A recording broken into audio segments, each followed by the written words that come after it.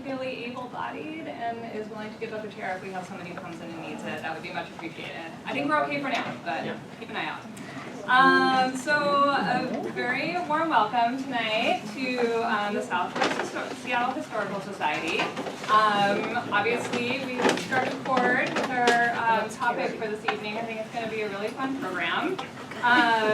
So let's see, I am going to, in the interest of time, turn it over to Dora Faye Hendrick. She's our chair of the Words, Writers, and Southwest Seattle Stories. So, and a very warm welcome to our guest tonight, Mr. Phil.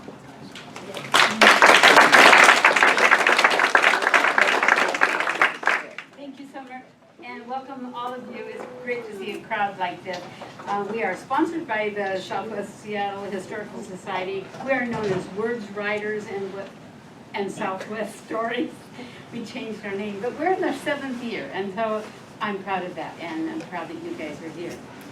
Before you leave tonight, I want to distribute flyers for next month's speaker, but we're going to focus tonight on Phil. And I've asked Clay Eels, my friend, mentor, and the former director of our Historical Society, to introduce you, Phil. So if there are any secrets, they're about to be let out. Those secrets are only known to my wife. Well, I'm glad you recognized her, Patty. We're you know, without her, it would not be possible here. Well, thanks, Dorothy. My name's Clay Eels, and I've gotten to know Phil Hoffman over the last few years, and I'm really shocked and appalled at how many of you showed up tonight in the face of this poster with a definitely, defiantly mean expression on his face. And I've been challenging Phil for months now to get a better photo of himself, because he actually does smile. And you'll see a little evidence of that tonight. But I'm really wondering about the branding of Phil Hoffman here. Phil, many of you have been around in West Seattle for a long time. Phil has not. And this is what I think is really remarkable about him. I mean, he's got academic background of the kazoo. I mean, he's an urban planner. He's got degrees.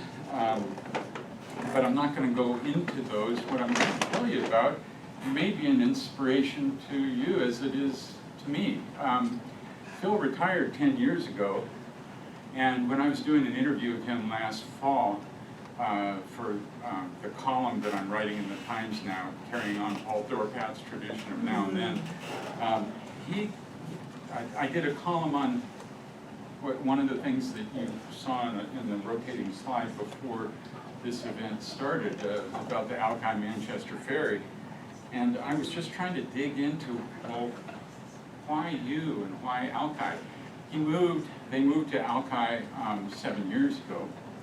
So you could say he's a relative newcomer, right? And he's retired. And I'm wondering, well, why are you digging so deeply? Because as you'll hear tonight, and if you go onto his website, you will see that there is nothing brief about Phil Hoffman.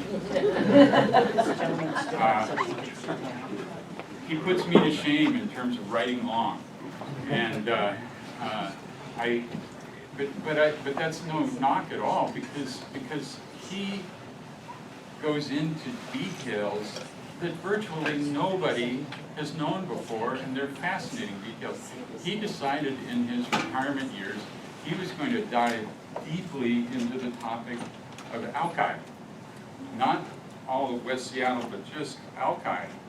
Because he lives less than a half block from the beach. And the quote that I loved, he said that his questions about Alki were spurred by a lot of his previous training and his jobs, and he said, all of that came flowing back when I moved to Alki, before I compromised into a job. We all compromise into a job. And he says, I was driven to remain intellectually active I just couldn't find myself sitting around twiddling my thumbs waiting for the end of the world. And it's our good fortune that the topic that Phil has decided to devote his retirement life to is a topic that is about the birthplace of Seattle. It's a topic about which all of us are interested, even though many of us in this room don't live on Alki. It's a fascinating area, and I'm so pleased that Phil is doing this. This isn't his first presentation, but he's an example to all of us. You know, you can turn to a new chapter in your life and go deep. And I would say that the Phil Hoffman brand is voluminous research and details nobody had a clue about. In fact, the archivists at the city and the county, they all are on a first name basis with Phil, you can be assured. I would say his brand is curiosity and passion and stubborn persistence. And I commend to you Phil Hoffman.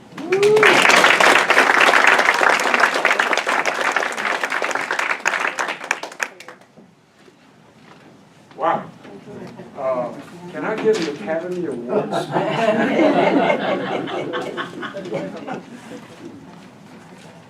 Thank you, Clay. Those are very kind words, and I deeply appreciate it.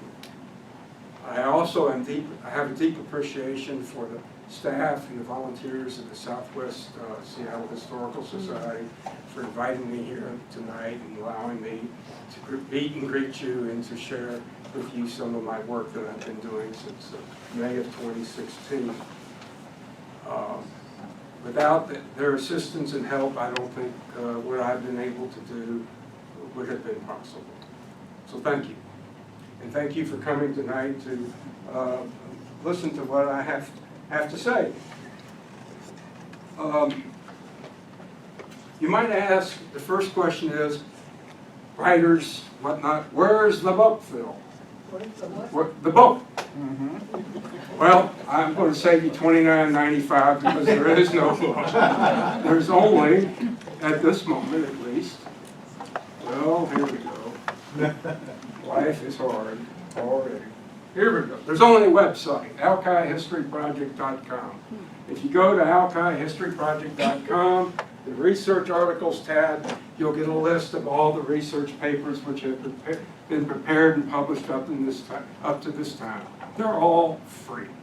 So please go there and search for whatever research paper that interests you. I was running a slideshow earlier. There's 6 papers which are currently available. If we have the time, I'll run the slideshow again and get a brief preview of each of the 6 papers. Tonight, I'm going to be speaking about the town of Alki, Great Hopes and Fountainhead for Tears. It is based upon a research paper entitled Navigate to the Town of Alki. So if you want to read in greater detail about the things that I say this evening, please go to Navigate to the Town of Alki. Go to Navigate to the Town of Alki. Okay. The town of Alki was established in May of 1853.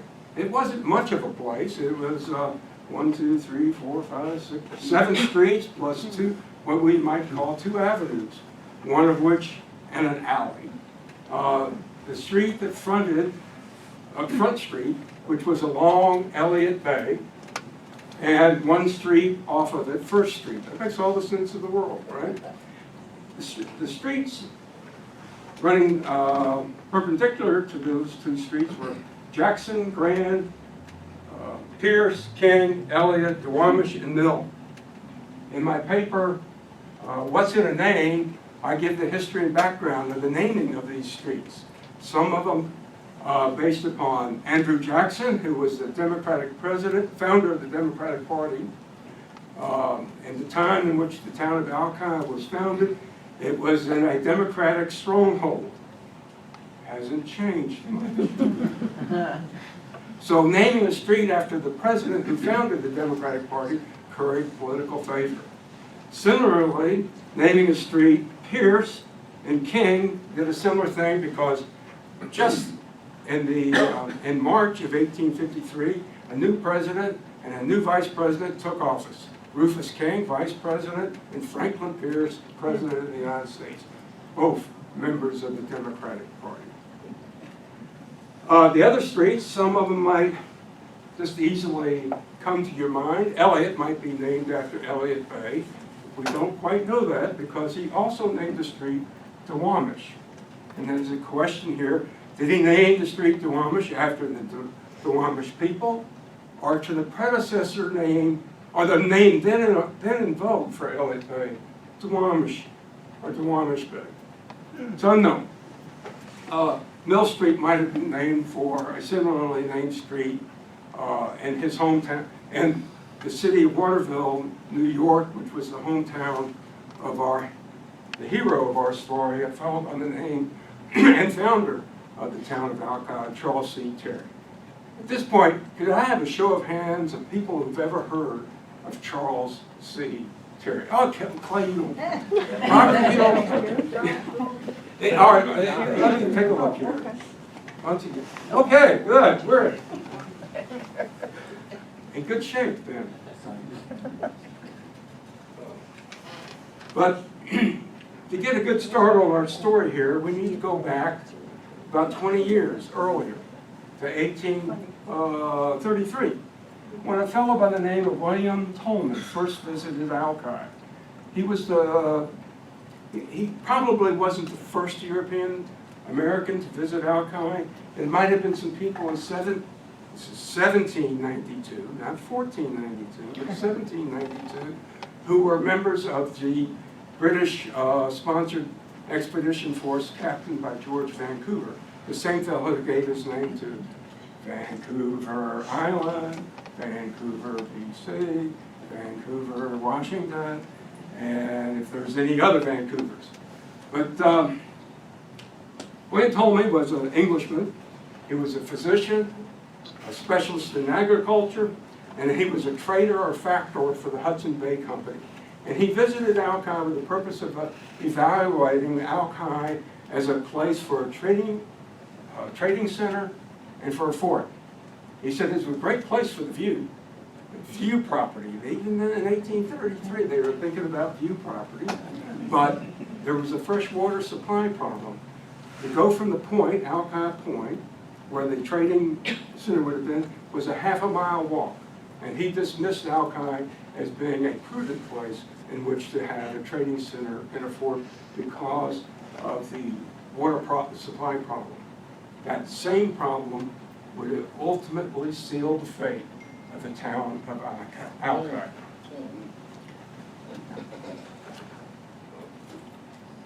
Phil, he talks about the prairie there. Yes. What prairie was there at that time? If you go to Charles Ritchie Park, along the shores of Alki at Puget Sound, there was a 25-acre prairie. It was grassland. It was different from the other areas of Alki and its environs, which were heavily timbered. We're going to come to that point here in a few short moments.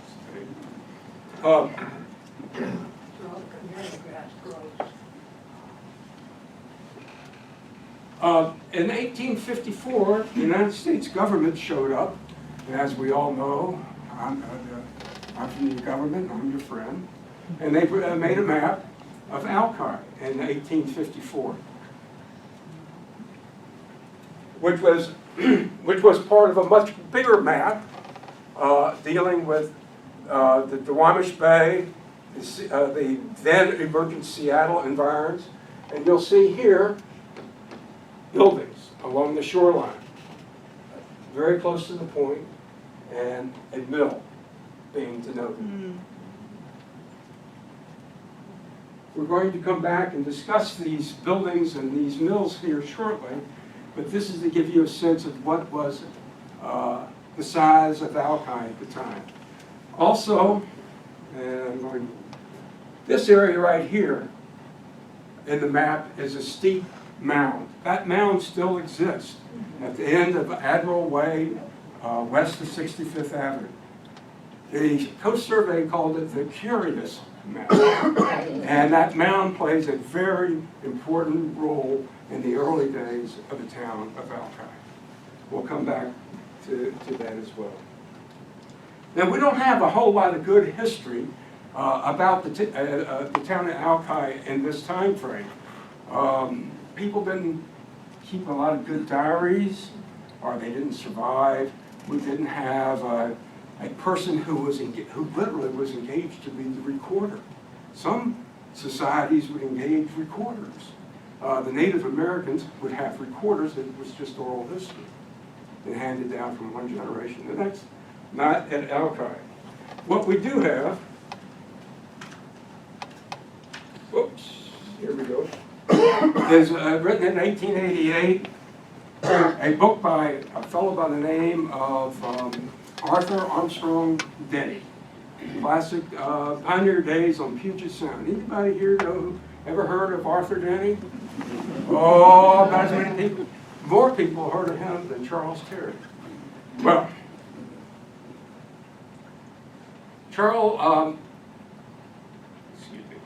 Arthur Denny wrote the book in 1888, and he wrote down his memory of the founding of the town of Alki, events that transpired at the town of Alki, including his trip across the country during the spring and summer of 1851, and the days thereafter. And the classic Alki settlement story, as provided by Arthur Denny, which, now that things have come to light, is somewhat incomplete and dismisses the role of others. And we're going to talk about that. But essentially, that classic Alki settlement story is the Denny brothers, David T. Denny and Arthur Denny, led by their father, John Denny, who was a member of the state legislature in Illinois and was a promoter of railroads back in Illinois. And he had 7 sons and 1 daughter. He had just recently remarried. They all packed up, except for all the married sons, excepting Arthur, and made their way across the country. 4 unmarried sons came with John Denny, and Arthur, the only married son, he came with John Denny. They went to Portland. At Portland, David Denny and a fellow immigrant by the name of John Lowe formed an advance party, and they took off north towards Puget Sound to find out what was in Puget Sound, or what was at Puget Sound. They were an advance party. They went to Olympia, Washington. No one knows if Olympia was their end point or just a jumping off point. But in Olympia, they met 2 people who became instrumental. One was a fellow by the name of Leander Terry, and the second was Robert Fay. Robert Fay was a ship captain. He had been a captain of whaling ships out of Nantucket, Rhode Island, a skilled sailor. He was engaged to be the captain of the brig Orbit out of San Francisco, which was owned by an early Olympia immigrant by the name of Simmons, M.T. Simmons. And he knew the Sound. He'd been sailing around the Sound for a year already at that point in time. Terry and Lowe chose Alki for a great city. They claimed it to create a great city. Now, I'm using the word great here because I picked it up from other writings and other people. I have had cause in my mind to reconsider the use of the word great. They just wanted a city. They weren't I don't think that they had any idea that they were going to create a New York, a Boston. But they did name, in these early days, Alki, New York. Right? Alki means, in the Chinook jargon, which is literally a made-up language. No one ever spoke it. They just made it up, and it was used by traders and Alki means by and by, or something to happen, maybe at some point in time.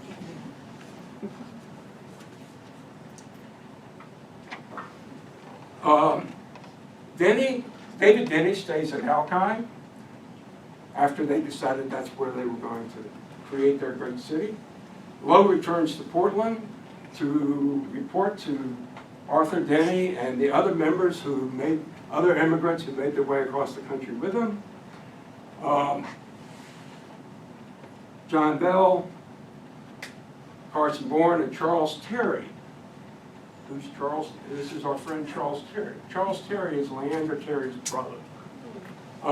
They joined Lowe in taking the schooner Exact to Alki. The schooner Exact carried 10 adults and 12 children to Alki to join the advance party that had been there.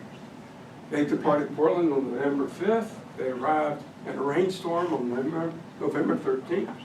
And a fellow by the name of Greg Lang, a local historian, has actually found weather recordings in Fort Nisqually that said, yes, it was raining. There's about a 75% chance that Arthur Denny would have been right anyhow. Once they arrived, just this land. And David Denny was in the midst of building a cabin. It was incomplete.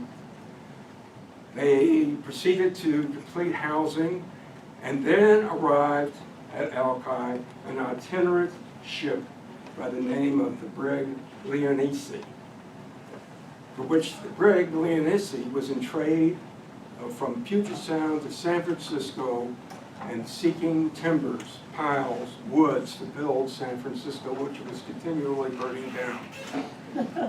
Captain Howard was the fellow in charge of the brig. It was at that point that the party organized itself to do work, to gather the timbers, to cut the timbers and to load the ship. Denny also suggests, he doesn't suggest, he states it exactly, that the party at Alki coexisted with 1,000 Indians, that Terry and Lowe now, laid out the town of Alki in the spring of 1852, and that Arthur Denny, Carson Bourne, and William Bell started scouting around the Sound for alternative places to claim land. And they ended up claiming land on that foreign wasteland east side of Elliott Bay, known as Alki. The Dennys and Arthur and these people relocated over a period of about 30 days over to the east side of Elliott Bay, which we now know as Seattle. Leander Terry and his brother Charles and John Lowe remained at Alki. They hadn't given up the ghost yet.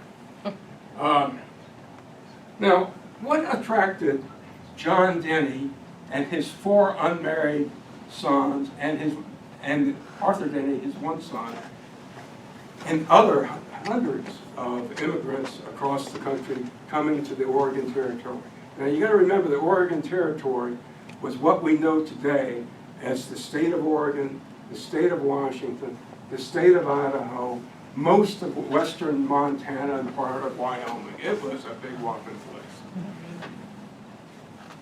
There in the fall, September, if my memory is correct, of 1850, the United States Congress enacted a law called the Oregon Donation Land Claim Act, which suggested, or said, that there would be a donation of land to any person who showed up in Oregon who was white, who was a citizen, or intended to become a citizen, and who was male, and 21 years of at least 320 acres, and if he was married, his wife could receive 320 acres, but generally in his name. This is the beginning of community property, as we know it. This was a vestige that eventually evolved into community property. And you had to immigrate to Oregon between late 1850 and December 1853. Oh, I forgot the most important point. You had to be white. So if you were a former indentured servant known as a slave, and you somehow got to be free, you couldn't get land because you weren't white. And this was also a guarantee that Native Americans would never get any of their land back either.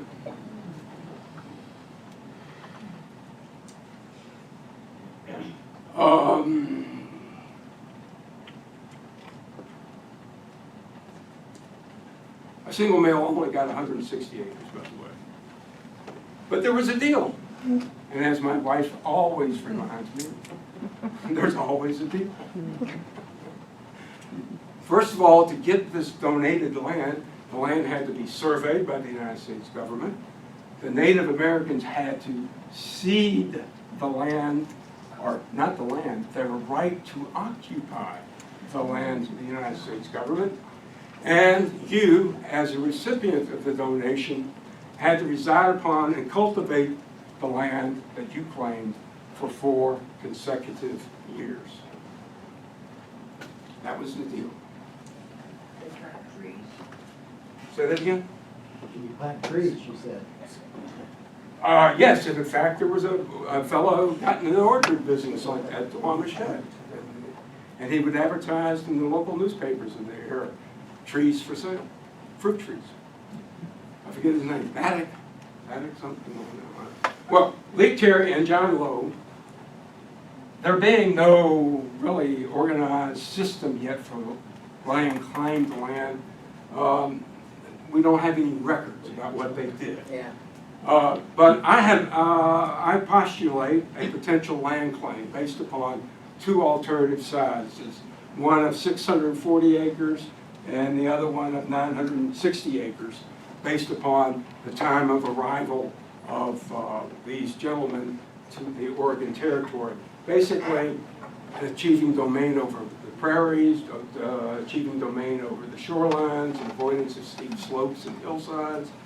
Kind of hard to plant corn on some of these hills that we have around here, and also to capture fresh water supplies. And as you can see, generally from the east side of what we know today at Schmitz Park on south, and generally the flatlands before we begin the steep hills going up down through Loman Beach. Now, there was a real, and there exists today, a real problem at Alki, and it's topography. If you go stand at, on the beach, and you turn and you look, you see nothing but hills. Surveyors of 1862 left field notes talking about how there would be a change of elevation of 200 feet, a rise of 200 feet, and the traveling of 400 feet in distance. So you were going up 1 foot for every 2 feet you walked forward. These steep slopes and hillsides were a barrier to entry. How do you get off the beach? How do you get to some place that's usable land for what purpose or another? It's great to roll tree trunks down, but it's kind of hard to navigate your way. Now this is a contemporary topography map, and the closer the lines are together and the more dense the color here, the steeper the slope. Now, in this map, because it is a contemporary map, you see cuts that are made that we call Admiral Way today. Or where is Jacobson? It's down here somewhere. Yeah, cuts in the hills. Campbell. Those things didn't exist. If you had a wagon or a horse or a mule or an ox, you had to make it up those hills on your own, which were not easy. Which brings us to the fact that Alki, for all intents and purposes, was landlocked, and the only way in and out was via water. And that was the way it was until the end of the 19th century.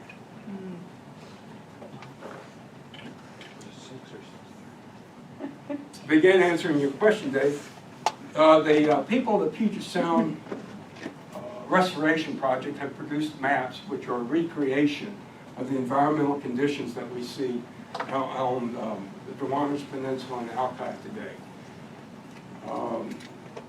The prairie that I mentioned earlier, which was very, very important because John Lowe traveled across the country with 45 head of cattle. I don't know how many of them survived, but these 45 head of cattle were brought to Alki, and we'll talk about how that happened shortly. They had to be pastured someplace. This is one of the reasons why John Lowe chose Alki.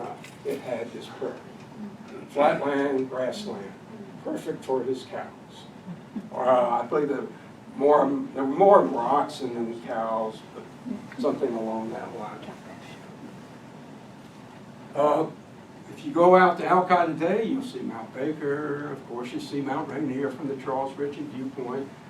All these things, the trees were reported as being 5 feet in diameter by the General Land Office survey crew of 1862.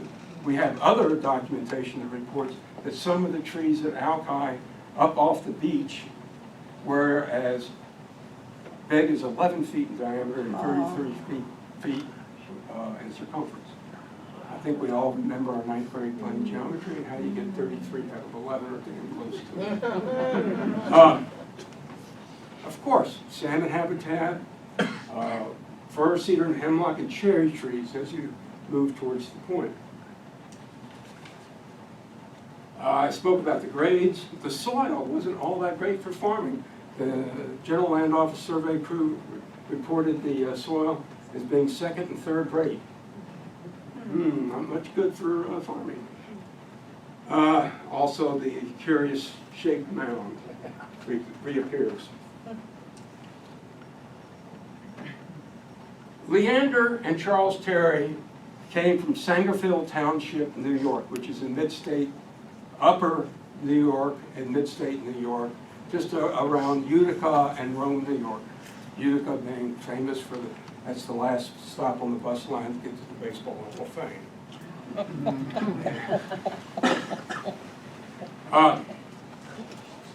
The Terrys left New York. We don't know exactly when, sometime in 1850. They were destined for the California gold fields. We found evidence of letters left in the dead letter post office in Sacramento, California, addressed to C.C. Terry. So we have a view that somebody thought he was there, or Terry was there. These were letters which were never picked up by Terry. We found, I found a letter from David Terry to early Seattle historian Clarence Bagley saying that the Terrys, plural, came up out of California from the Shasta gold mines. This would be in Northern California. The Lowes originated from Illinois, just like the Dennys, and their brother-in-law, Carson Bourne, and the Bells joined the group just outside of Portland, or in Portland, in late summer of 1851.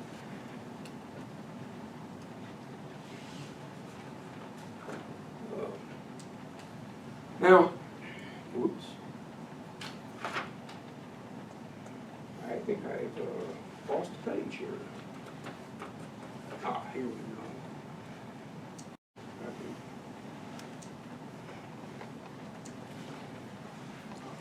go. I'm going backwards here. I have to go. Oops, I'm not going backwards. There were several things the immigrant party had to take care of immediately when they arrived at Alki. There were no days inns. There were no Motel 6s. They had to create shelter somehow, which they proceeded to do. They built 4 cabins, 2 of which were shacks. They designated who the cabins were for as they built them, but everybody would congregate in 1, and then 2, and then 3 and 4. But there's no reports in Arthur Denny's book about on Pioneer Days on Puget Sound about where Leander and Charles Terry lived. There's no report about where they kept their stuff. Arthur, Denny ignored them.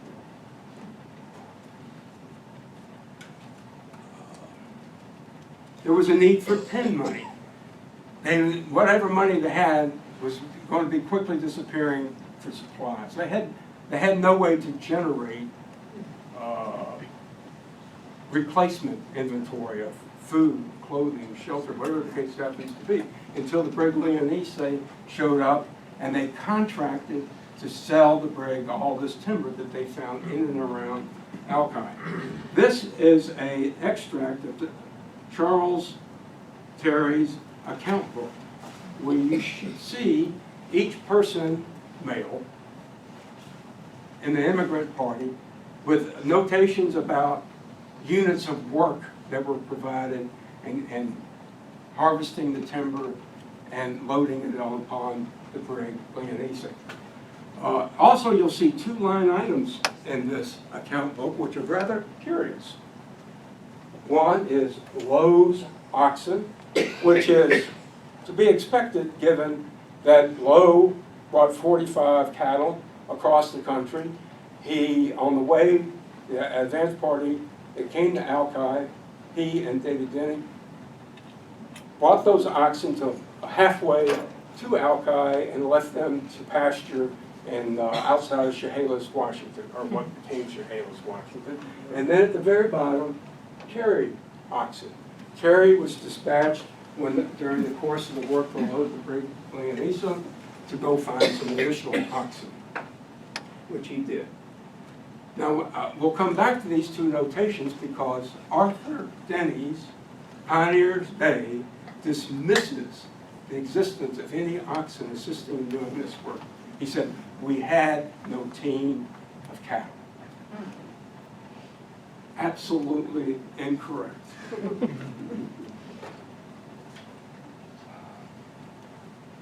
So how much does the oxen get paid? I suspect the owner of the oxen got paid for the oxen doing work, which was probably some harness grabbing hold of a log and dragging it on. They had to find fresh water. If you recall what I said earlier about William told me saying we had to walk a half a mile for water. This map is from the 1862 General Land Office survey, and I've circled freshwater sources that were shown by the General Land Office survey in blue. And as you can see where Alki Point is, and the nearest creek, which was Schmidt's Creek today, which we know is Schmidt's Creek today, is the nearest source of fresh water. Somehow they had to get the fresh water from Schmidt's Creek to where they were living. Somehow they had to water the cattle. Somehow they had to get clean water for fresh water for cleaning. There is no mention in Arthur Denny's book about that project. He does talk about the drilling of a well in downtown Seattle a year later, but he makes no mention of how they got clean water from fresh water at Alki.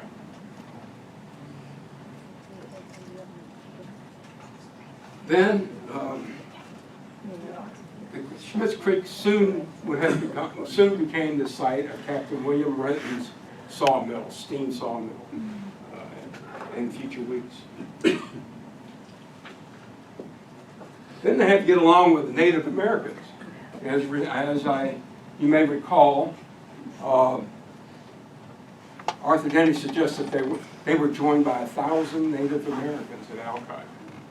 I have a hard time with that, given that in all of Puget Sound at that time, based upon public health studies and epidemiology studies, there were only 30 to 35,000 Native Americans in the Puget Sound region at the time. I sort of doubt that there were 1,000 Native Americans at Alki. I think it was an exaggeration that reflected anxiety as much as anything.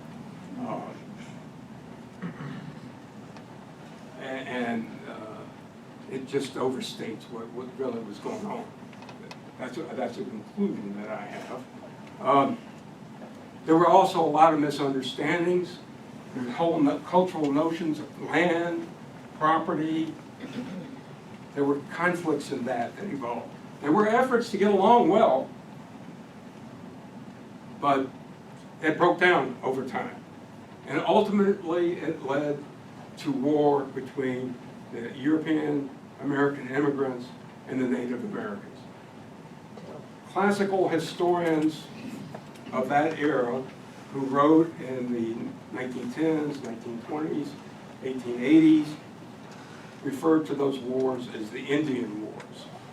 I do not refer to them as the Indian Wars. I refer to them as the wars of occupation. And the reason for that is the war was about who could occupy the land. Neither one of them were right or wrong. They had a war about the right to occupy, is what it came down to. So that's why I call them the wars of occupation. Then there was the curious question, the question of the curious mound. If the Indians came to Alki, the numbers that Arthur Denny suggests, or even something less, why were they there? Arthur Denny writes that they were there to receive the protection of this motley crew of 24 European American immigrants. Yeah, sure, they had firearms, that's true. But the motley crew, there's evidence that the curious mound was a ceremonial place for the Native Americans, the Duwamish. There were writings by Charlotte Gardner Coffin, who was the wife of a ship captain who came to Alki in 1852, about the curious mound having been a cemetery, being a grounds for taking care of the dead of the Duwamish. There have been archaeological studies, which because of good laws to prevent pilfering and pillaging of Native American sites, suggest that there was a cemetery on the curious mound. Clay edited the book where the journalists suggest the same thing. Could it be that the Native Americans, or the Duwamish, were there as a nonviolent protest to protect their ceremonial grounds? Don't know, but I think it's part of that potential cultural misunderstandings that were taking place that led to conflict. Well, it came time in the spring of 1852 for most of the immigrant party to split Alki and go over to that corrupt, dirty, no good for nothing emergent city called Seattle across the bay. But this was not good news to Leander Terry or John Lowe, who were the land claimants around Alki. They wanted to build a city. William Bell was the last person to join the immigrant group. He had the least affinity to the group. And Leander Terry and John Lowe wanted to peel him off, and they offered him an inducement of $500 if he would build a respectable dwelling at Alki. Respectable what? Dwelling, a house at Alki. This letter was found in the Denny Fry papers at the UW Special Collections, where this offer is committed to writing.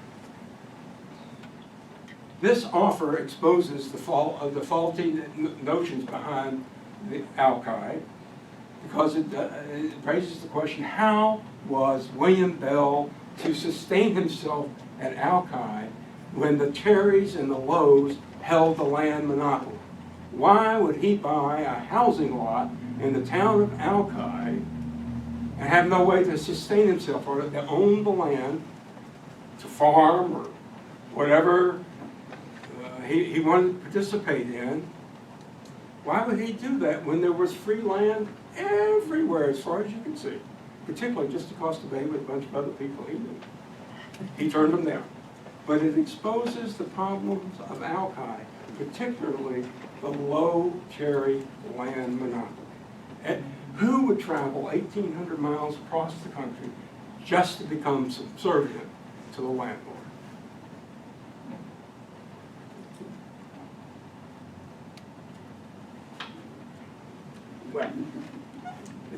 good set of questions.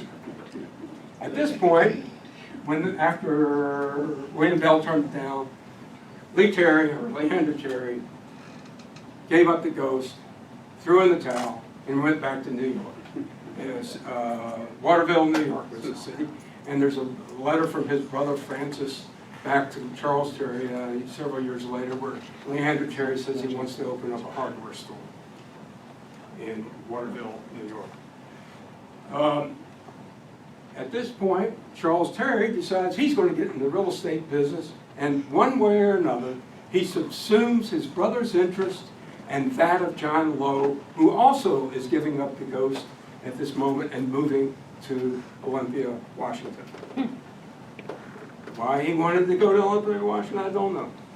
But Charles Terry engages Arthur Denny to do a survey. Arthur Denny was a surveyor. In Knox County, Illinois, he was elected in November of 1850 as the county surveyor. Why he left with his father and brothers in April of 1851, I don't quite know, but he did.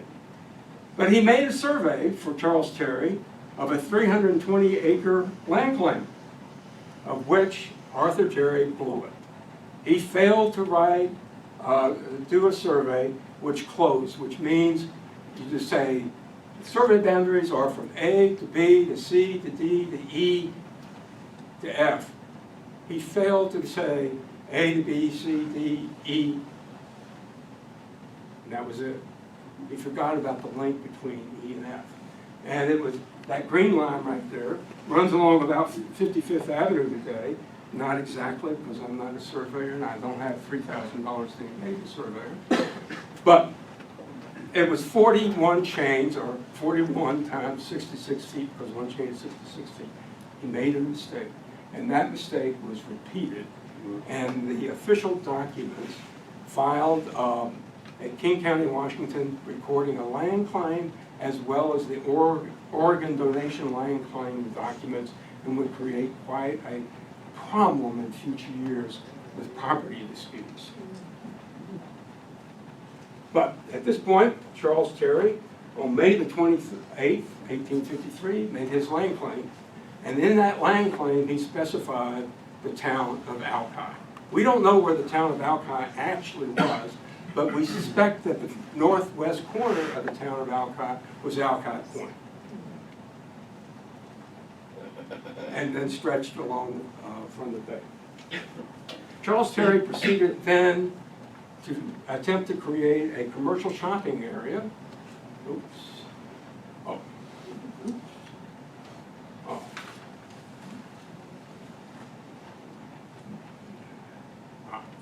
He engaged in a partnership, actually, with Captain William Renton to found the sawmill, which I spoke about earlier. Charles Terry was the landlord for William Renton and probably an equity investor. And I'll get to the why I say probably here in a few moments. But the steam-powered sawmill was a failure. Has anybody ever been to Alki during a rather large winter storm? Does anybody have any idea what Alki can be like? Ask yourself, if you're hauling around, let's say 2,000 logs in a log boom, what kind of effort that you're going to have to maintain to get the logs to the sawmill. In other words, Captain William Renton failed to conduct an appropriate location feasibility study for his sawmill. But upon realizing the mistake of tides and wind, he relocated the sawmill to Port Orchard. And he gave Charles Terry a mortgage of $6,000. No one knew it. We found the mortgage in the property records of King County. This is probably a payment or promise to make a future payment to repay Terry his equity investment in the Renton sawmill. More than likely, we don't know for sure, but it's a reasonable conclusion about what had happened. The sawmill was really, really important because it was a source of employment. It was a means and method to get people to come to Alki to sell their logs. It was a means and method to find out what was going on in the world, because news of the day were brought by people coming into the sawmill to sell their logs. It created traffic. And if you're in the business of shopping center development, as Charles Terry was, that's exactly what you want. You want lots of people, and you want people employed right by your shopping center if you can do it. And over the next 2 years, Terry discontinued his partnership with John Lowe. He began operating his own general goods store. By the way, when he came from Portland, he brought a supply of goods, tools, hardware, and he sold it to people right away. He understood the firstest with the mostest was the one who was going to make the money. So that's why he brought those goods with him on the schooner exact. He also got other people to open a store and to open an express business, which brought letters, which brought bills of exchange and payments. The Smith Express opened up a general store, Lambert and Smith. There was a there was a barrel making business that was opened on Alki. Barrels were the cardboard box of the day, and Amazon, I didn't see here, could not exist without barrels. Then things began. Terry got appointed postmaster of Alki in the summer of 1854. But to create a center in Alki, things were starting to go a bit wonky. Seattle was taking off. Seattle was a more central location. Things weren't going all that well. And maybe Charles Terry was getting a little bored. I don't know. So Charles Terry turned around in early 1854, not 53, and ran this advertisement in the local newspaper saying that if you owe me money, come and pay me off because I'm leaving town. I'm going to the Atlantic States. The Atlantic States being probably upstate New York, where he was from, to join his brother Leander and his other relatives. I don't know, at this point, he leaves the door open to returning.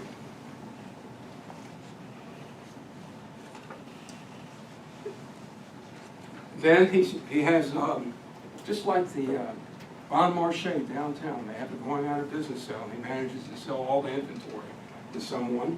And Charles Terry skips town in May 1855 and returns early to mid 1856. The reason he did not leave in mid or the fall of 1854 is because he got elected to the legislature. In September, he went to the legislative meeting, he attended the sessions of the legislature. I haven't looked into his legislative history, what kind of bills he introduced or passed, but I'm sure they're all very, very important.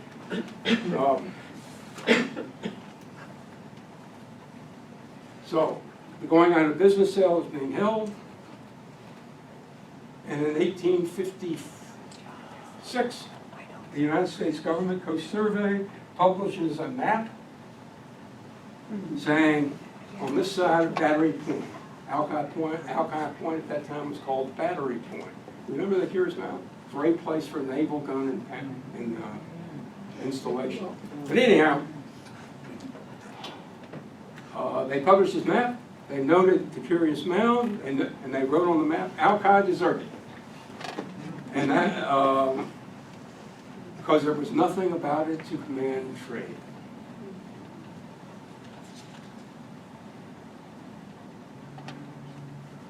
The topographical features of Alki have a lot to do with the notion that there's nothing about it to command trade. If you want to create a city or a commercial center and whatnot, you have to have people who come to it, who have surpluses that they wish to exchange with other people who come to it to do exactly the same thing.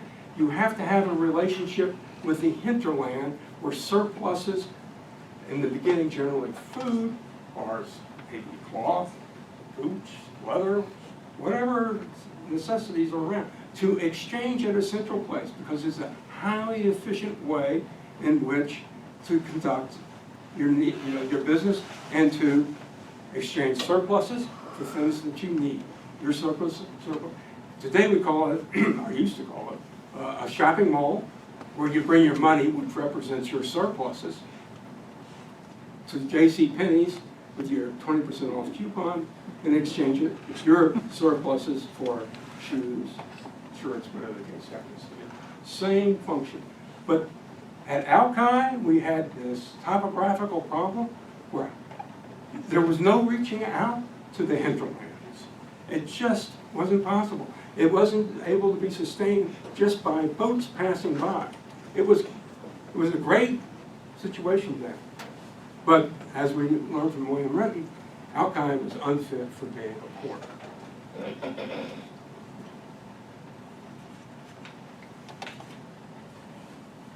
So at this point, Alki is no longer with us. And a lot of questions start to be posed in my head. First question that posed in my head was Terry entitled to his Alki land claim? Remember, he picked up his bags and departed town in 1855. His land claim, 4-year tenure, began May 1st, 1852, which meant he had to have been there cultivating and resigning upon his land claim until May 1st, 1856. But he's in New York. Not only that, we have records that indicated he purchased from Carson Bourne half of Carson Bourne's Seattle land claim, and Arthur Denny writes in his book Pioneer Days, upon the purchase of half interest in the Bourne land claim, he relocated and became a resident of Seattle.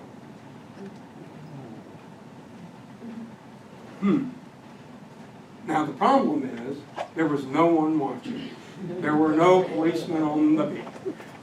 The land commissioner behind all this, he had no incentive whatsoever to ask questions. At a future date and time, the land commissioner actually was Arthur Denny. But Arthur Denny wasn't involved as a land commissioner at this point in time when Charles Terry filed his donation land claim grant. The status of the historical record. There's a lot of things, gaps, that you have to make inferences about. And not only that, where we do have information, some of it needs to be taken with a grain of salt, particularly the only written document that has emerged about the whole record of Arthur Denny's Pioneer State.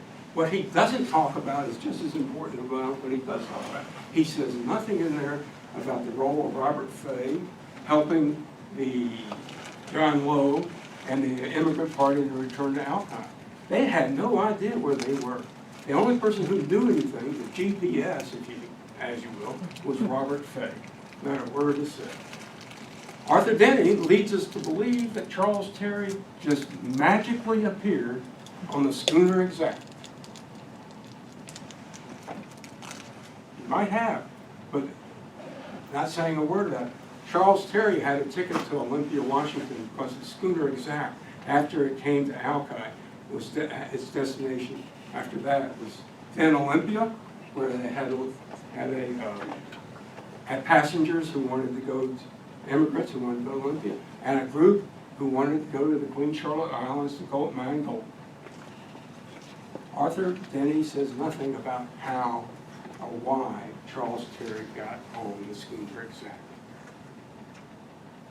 Because that would mean he would have to discuss other people's roles in being the leader.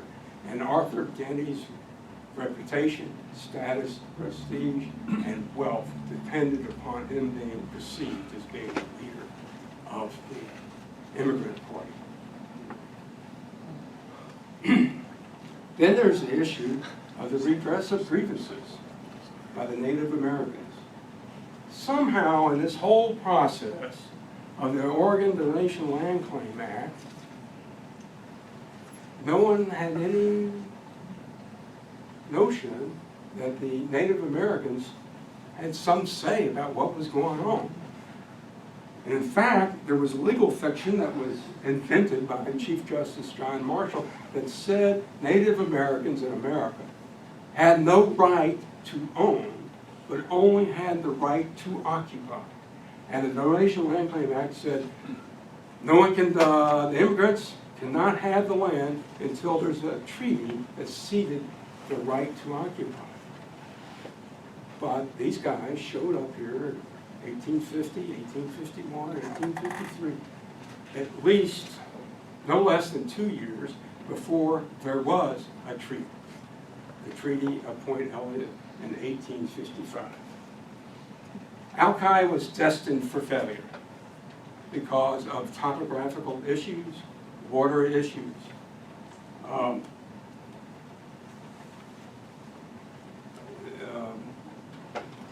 This destiny is also overlooked, I believe.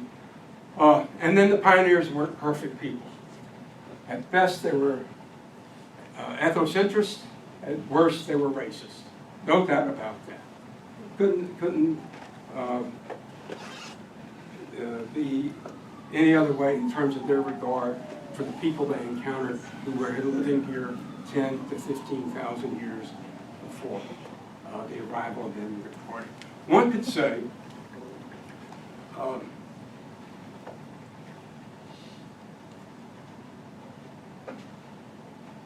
want to put this in one minute, that the Fountainhead of Tears was for Charles Terry and Leander Terry and John Lowe because of their failures at Alki, which meant that they moved to Seattle.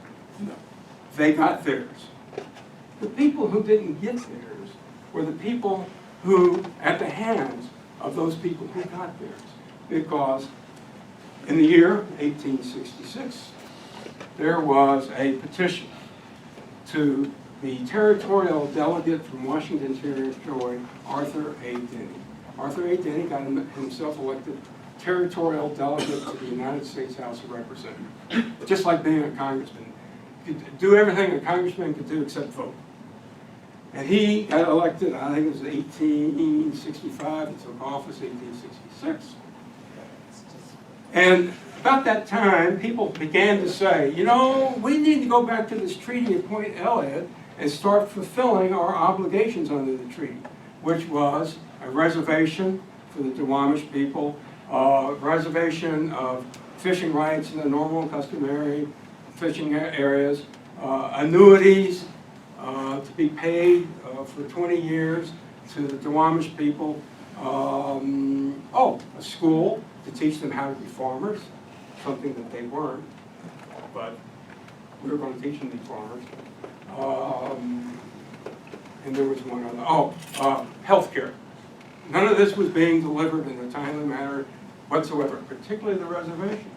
But in 1866, there was a effort to begin implementing the provision of the treaty to grant a reservation. But the people of Seattle decided, no, this is not good. So a petition was written to Arthur Denny. First signatory of the petition was Charles C. Terry, followed by David T. Denny. Remember him, he was a member of the Advance Party, brother of Arthur, and D.S. or Doc, David S. Doc Maynard, saying, no, we can take care of these 16 families whose interested ones have always been justly and kindly protected by the settlers of the Black River country. The Black River ultimately was destroyed by the same by Seattle people for various different reasons, namely the Ballard Lines, and a reservation for these people would be an injury, and is unnecessary and injurious to our constituents. This is the beginning of the end for the Duwamish people, because without a reservation, how were they as a community to maintain their culture, to maintain their governance, to maintain their ways and mores and their language, without an ability to do so, without a reservation where they would be safe to do these things, as opposed to the white people stripping them of their cultural identity. You will not speak your language. We could spend another hour talking about those activities. But the absence of that continuous cultural governance or being able to document it over time has led to the issue of we deny you your existence. This is the fountainhead of tears. What happened in the Donation Land Claim Act, the allowing of white people to move and take the land, or the obligations to survey and to come to a treaty were undertaken. I will also say this about the treaty. Every treaty or every contract has to have mutuality, and there just wasn't a cultural and language understanding as to actually believe that there was mutuality in that treaty. But that's another topic which we can talk about. The 1866 failure to follow through on the reservation, right up to the time current. So that's the fountainhead of tears that continues today. Not the loss of Alki, the failure of Alki, but the taking of the land of Alki. So that's, I hope everyone enjoyed it. So if there's questions. Why did they try to screw the Indians this way when they weren't even interested in Alki anymore? They were leaving for New York and other places. Well, there was interest in Alki. The process that I spoke about here, the taking of land, applied